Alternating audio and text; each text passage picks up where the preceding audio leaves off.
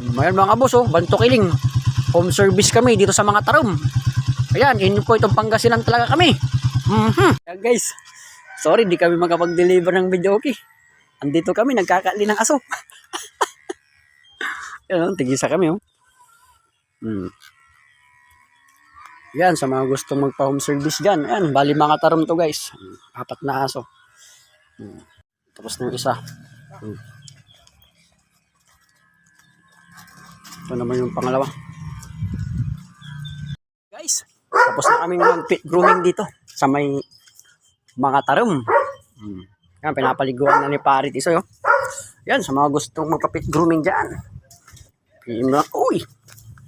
Pag. Yun o, balbalingit. Ayun yung location o. Ayun yung bundok o. Kitang-kita na dito. Kaya kahit mga tarom, kayang-kaya namin puntahan yan guys. Ayun yung bundok o. Kitang-kita na dito. So, PM na lang.